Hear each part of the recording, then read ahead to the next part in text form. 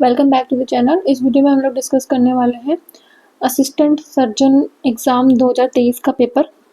तृतीय शताब्दी ईस्वी में बोधि वंश राजाओं का अधिकार किस क्षेत्र में हुआ करता था? तो बोधि वंश जो है वो त्रिपुरी, जो कि महाकौशल जबलपुर क्षेत्र आता है, वहां पे बोधि वंश राजाओं का शासन हुआ करता था। बुंदेला विद्रोह के नायक हीरापुर के राजा हृदय शाह को किस गवर्नर जनरल ने कार्यकाल में गिरफ्तार किया था? तो हीरापुर से ये आता है नरसिंहपुर में। ये बुंदेला विद्रोह में भी थे और इनके साथ में ढेलन शाह थे। ढेलन शाह जो कि कहाँ से थे? मदनपुर से, नरसिंहपुरी, दोनों ही नरसिंहपुर जिले में लगता है। और ये बुंदेला विद्रोह के साथ साथ 1857 की क्रांति तक इन्होंने विद्रोह किया था। ये 42 में बुंदेला विद्रोह हुआ था। तो इनके बुंदेला विद्रोह के समय पे जो अंग्रेज था जनरल गवर्नर, वो था लॉर्ड एलनबोरो। तो ऑप्शन नंबर बी करेक्ट हो जाएगा। महाकौशल राजनीतिक परिषद का गठन किसके नेतृत्व में हुआ था? सेठ गोविंद दास के नेतृत्व में हुआ था राजनीतिक परिषद का गठन। ऑप्शन नंबर सी करेक्ट हो जाएगा। जंगल सत्याग्रह सर्वप्रथम मध्य प्रदेश में किस जिले में हुआ था? तो जंगल सत्याग्रह की बात करें तो 1930 में हुआ था। और प्रथम जो जंगल सत्याग्रह है वो है टूरिया जंगल सत्याग्रह, जो कि कहाँ पे हुआ था? सिवनी में हुआ था। एक मूका लोहार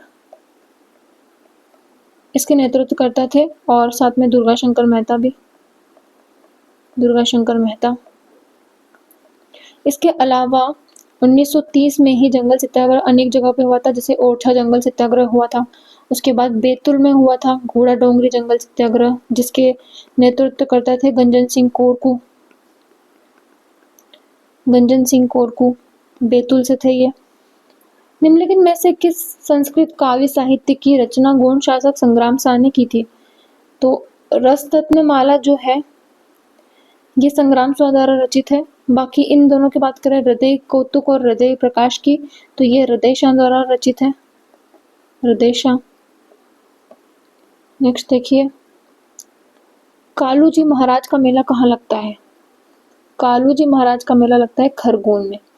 एक खंडवा में हमारे पास है सिंगाजी महाराज, सिंगाजी महाराज जिनके नाम पे सिंगाजी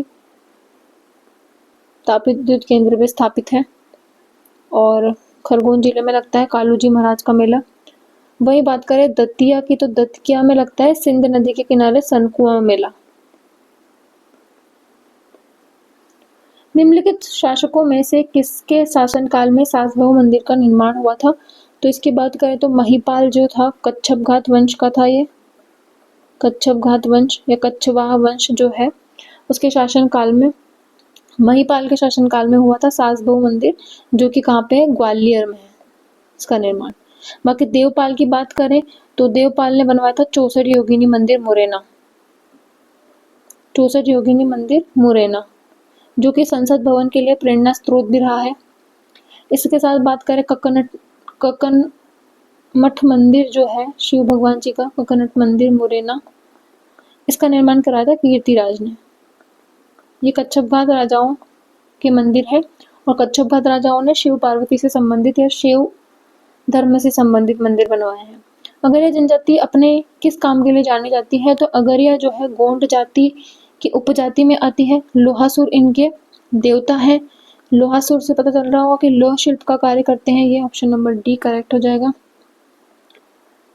उस्ताद हाफिज अली खां एक प्रसिद्ध थे। हाफिज अली जो थे कौन थे? सरोद वादक थे। ऑप्शन नंबर डी करेक्ट हो जाएगा। हीड़ गायन की प्रथा किस क्षेत्र में आती है?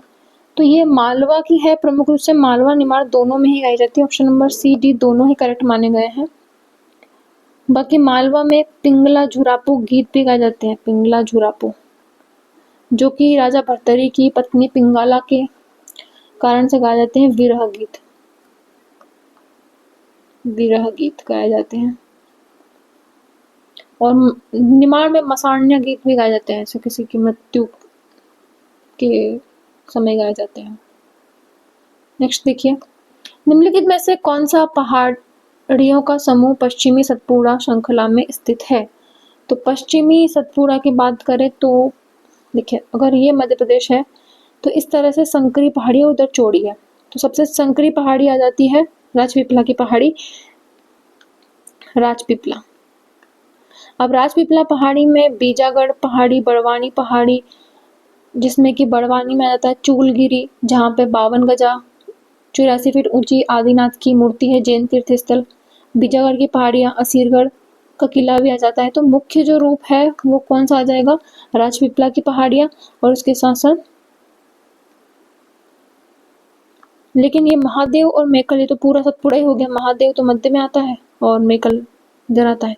तो सबसे मोस्ट करेक्ट आंसर जो है वो ये है कि असीरगढ़ की पहाड़ियाँ, बड़वानी की पहाड़ियाँ। असीरगढ़ की आ जाती है बुरहानपुर में, बड़वानी की आ जाती है बड़वानी में, जिसमें आ जाती है चूलगिरी, चूलगिरी जो कि पश्चिमी भाग की सबसे ऊंची चोटी है, 1219 मीटर ऊंची। बाकी बीजागढ़ आ जाता है। नेक्स्ट क्वेश्चन है, India state of forest report 2019 के अनुसार मध्य प्रदेश के कितने प्रतिशत भूभाग पर वन पाए जाते थे? 25.14% भाग में वन पाए जाते हैं, और हाल ही की रिपोर्ट के अनुसार भी इतने ही है, 25% के लगभग पाया जाता है मध्य प्रदेश में, इतने प्रतिशत भाग पे वन पाए जाते हैं। वेनगंगा नदी अपवाह क्षेत्र निम्नलिखित में से किस अपवाह तंत्र का हिस्सा है?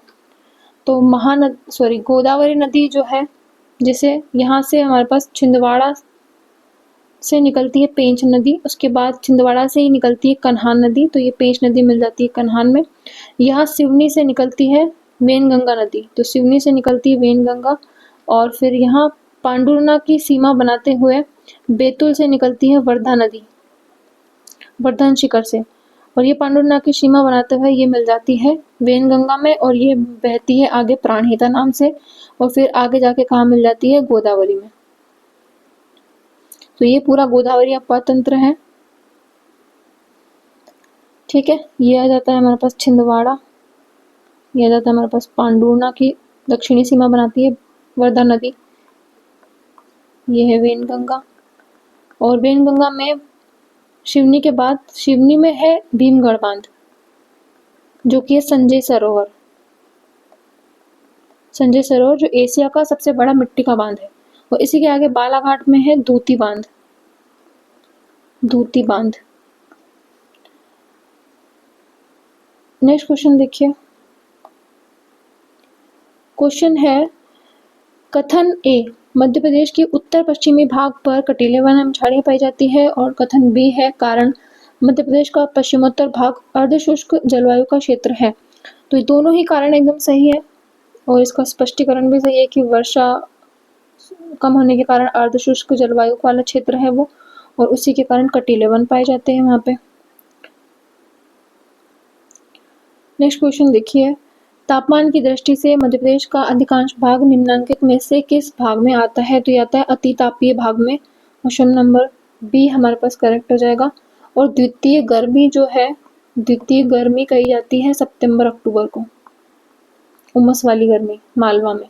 मध्य प्रदेश में भूमिगत जल संसाधन का अधिशोषण करने वाले जिले निम्नलिखित में से किस क्षेत्र में केंद्रित है? जल संसाधन का अधिशोषण करने वाला, जल संसाधन का अधिशोषण मतलब भूमिगत जल, मतलब कि भूमि से जो जल मिलता है, जैसे कि कुएं हो गए और नलकूप हो गया। तो कुएं नलकूप जो है वो सिंचाई के साधनों में प्रथम स्थान पे आता है। उसके बाद कुओं की बात करें तो मंदसौर में सर्वाधिक कुएं हैं। नलकूपों या जलकूपों की बात करें तो इंदौर और उज्जैन में सर्वाधिक नलकूप है सिंचाई के साधन। तो ये आते हैं मालवा क्षेत्र में, इसीलिए मालवा क्षेत्र में ही जल संसाधन का अतिशोषण किया जाता है, भूमिगत जल संसाधन का। नेक्स्ट क्वेश्चन देखिए, मुरैना में फैला हुआ केलारस क्षेत्र निम्नलिखित में से किस खनिज के निक्षेप के लिए जाना जाता है? तो ये जाना जाता है चूना पत्थर के लिए। केलारस जो है, वैसे तो जो चूना पत्थर है वो कहाँ पे मिलता है, कटनी में मिलता है। ठीक है, इसके बाद शहडोल में भी मिल जाता है चूना पत्थर। दूसरे नंबर पे आता है चूना पत्थर में भारत में मध्य प्रदेश का स्थान। और लोहस्क का आता है छठा, जिसमें कि विजय राघवगढ़ और कन्हौरा घाटी, कन्हौरा घाटी में लोहस्क पाया जाता है। बाक्साइट की बात करें तो मैंने बताया था ट्रिक कि बक्से में बंद मालती बाहर मुंडी निकाल के तालाब देख रही है, तो बाहर से बेहर हो जाएगा, मालती से मालतीगढ़ हो जाएगा, तालाब से तालाबोनी हो जाएगा और मुंडी से हो जाएगा मुंडी दरार, बक्साइड हो जाएगा बक्सा। तो बक्साइड की खदानें हैं ये सब। मैग्नीज की बात करें तो मैग्नीज की क्या हो जाएगी, मैं लिख देती हूँ। मैग्नीज की प्रमुख खदानें हो जाएंगी भरवेली, तिरोड़ी, रमरमा। ये प्रमुख मैग्नीज की खदानें हैं और मैग्नीज में दूसरा स्थान है। बाकी बॉक्साइट और लोएस्क में छठा स्थान है। नेक्स्ट क्वेश्चन है, मध्य प्रदेश में पाथाखेड़ा कोयला क्षेत्र किस क्षेत्र में आता है? तो पाथाखेड़ा जो है सतपुड़ा कोयला क्षेत्र, जो कि फिर 5 भागों में बटा हुआ है। इसमें आ जाता है पेंच घाटी, तवा घाटी, उसके बाद पाथाखेड़ा और मोह पानी, जो कि आता है नरसिंहपुर में। उसके बाद पाथाखेड़ा और तवा घाटी आ जाता है बैतूल में, पेंच आ जाता है छिंदवाड़ा में। ठीक है, तो पाथाखेड़ा कहाँ जाता है? बैतूल में। तो ये आ जाता है ऑप्शन नंबर बी करेक्ट हो जाएगा। नेक्स्ट क्वेश्चन देखिए, क्वेश्चन है निम्नलिखित में से सूची 1 और सूची 2 को सम्मिलित कीजिए। तो बाणसागर जो है वो है शहडोल जिले में, सोन नदी पर। कहाँ पे है ये? शहडोल जिले में, जो कि मध्य प्रदेश, यूपी और बिहार की संयुक्त परियोजना है। 2:1:1 के अनुपात में वितरण होता है। इंदिरा सागर जो है पुनासा डैम कहाँ पे है? ये खंडवा में है, नर्मदा नदी पर है। तो ये आ जाएगा हमारे पास यहाँ।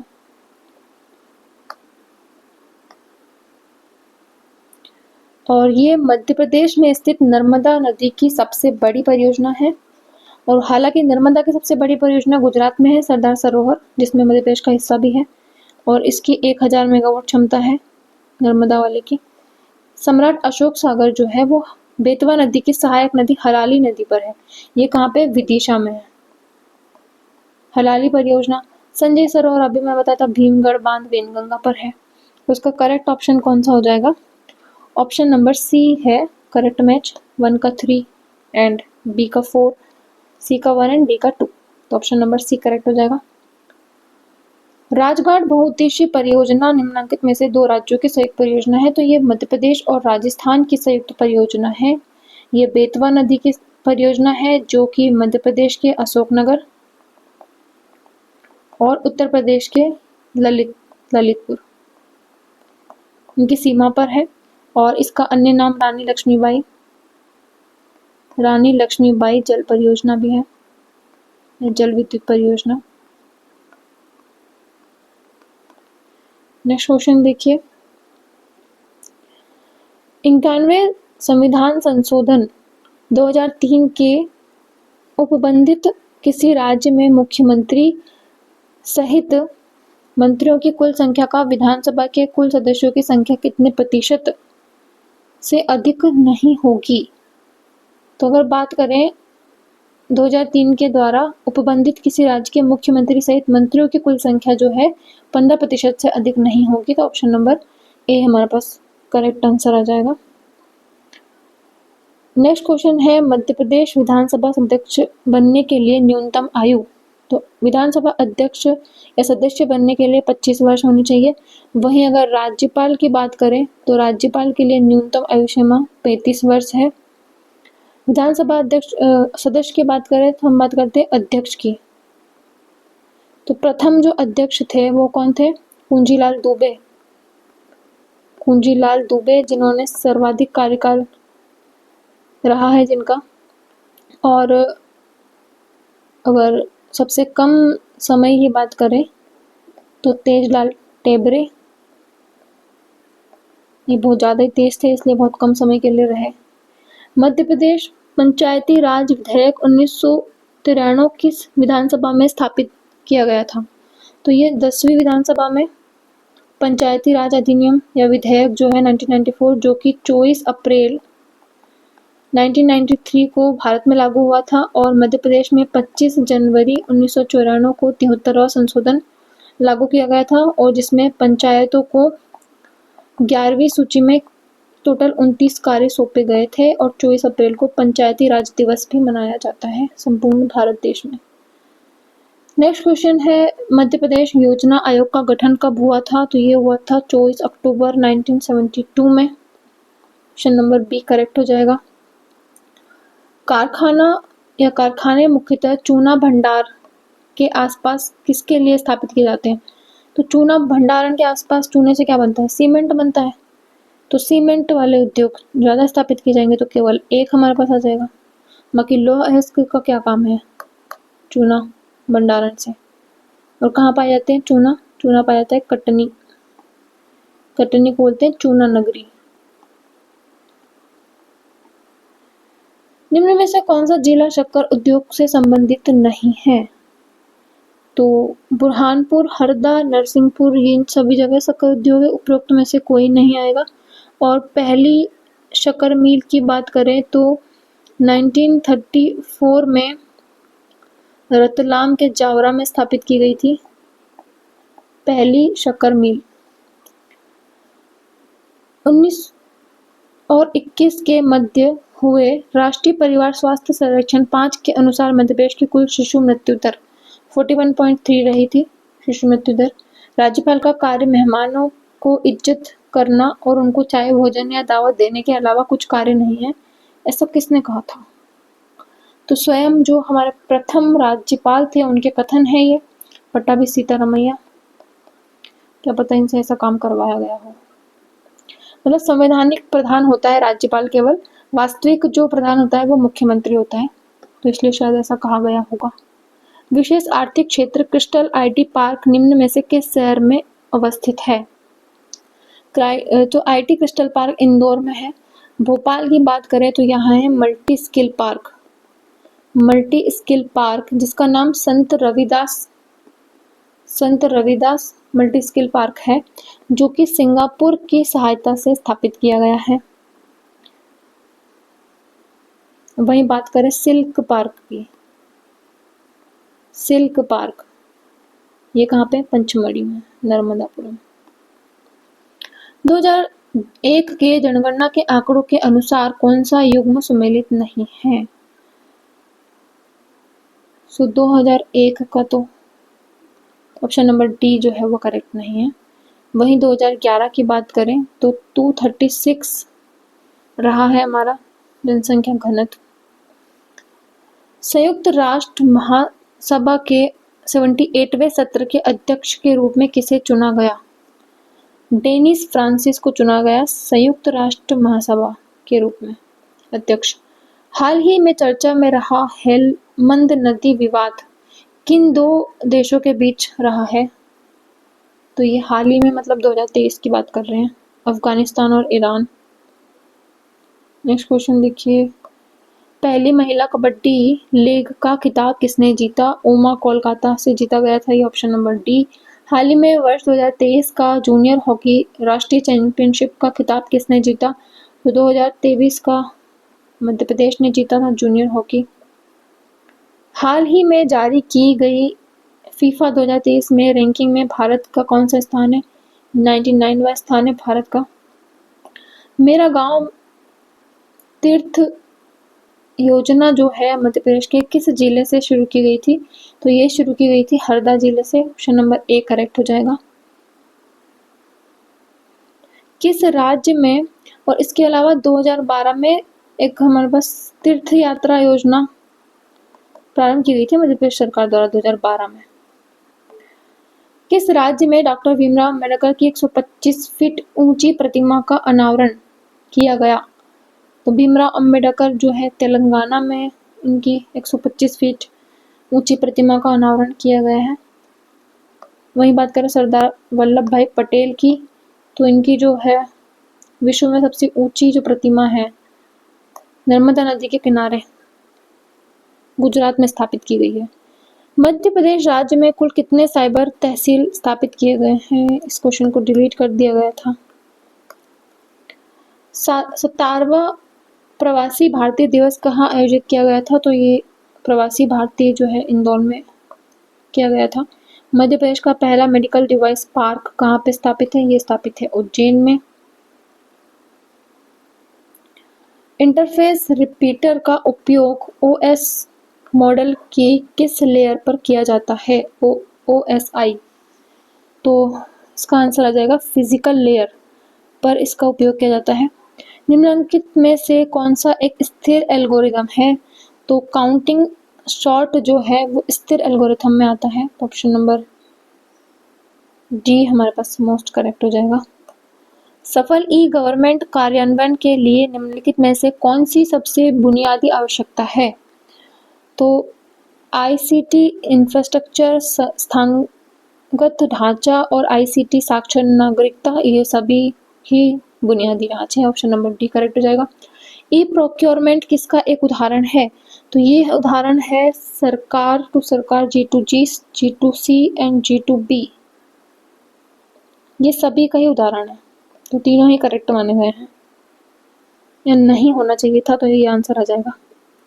ये नहीं है, बाकी ये तीनों हैं। निम्नलिखित में से कौन HTML वेब पेजों को पढ़ और प्रस्तुत कर सकता है? तो HTML वेब पेज को पढ़कर और प्रस्तुत करता है web browser. Option number B correct हो जाएगा। Simple mail transfer protocol SMTP port पर संचालित होता है। तो 25 पोर्ट नंबर पर संचालित होता है और ये क्या काम आता है? ईमेल भेजने के काम आता है। इसके बाद रिसीव करने की बात करें तो रिसीव होता है POP3 और IMAP। क्वेश्चन है उपभोक्ताओं के बीच सूचना या वित्तीय लेनदेन, लेकिन आमतौर पर किसी व्यवसाय के माध्यम से मध्यस्थता को क्या कहा जाता है? ये हो रहा है व्यवसाय के माध्यम लेनदेन। तो ये B2C और C2C और B2C दोनों ही इसमें आ जाएंगे। ऑप्शन नंबर बी, सी दोनों ही करेक्ट माने गए। निम्नलिखित में से कौन सा विज्ञापन आधारित ऑनलाइन राजस्व मॉडल नहीं है? तो इसमें CPC, CPA और CPM उपरोक्त में से कोई ही नहीं है। विज्ञापन से मुझे याद आया, इसको प्रथम विज्ञापन माना जाता है। हिस्ट्री का क्वेश्चन है ये। मंदसौर से जो मिला था रेशम बुनकर या फिर तंतुवाय अभिलेख जो मिला है उसको माना जाता है पहला एडवर्टाइजमेंट। नेक्स्ट क्वेश्चन है man in the middle attack निम्नलिखित में से किस एल्गोरिथम में पाया जाता है? तो हमारे पास RSA एल्गोरिथम और डिफी-हेलमेक एल्गोरिथम दोनों में ही पाया जाता है। ऑप्शन नंबर सी करेक्ट हो जाएगा। 8 क्वीन प्रॉब्लम निम्नलिखित में से किस सर्चित मैग्नीज से संबंधित है? तो ये संबंधित है डेप्थ फर्स्ट सर्च और hill climbing search. Option number B और सी दोनों ही करेक्ट माने गए हैं। अब आपको वीडियो हेल्पफुल लगी होगी। तो इसी तरह MPPSC के अलग अलग एग्जाम में आए हुए MPG के पार्ट A को मैंने डिस्कस किया है और प्लेलिस्ट को मैं पिन कमेंट कर दूंगी, तो वहाँ से आप चेक कर सकते हैं। Thank you for watching.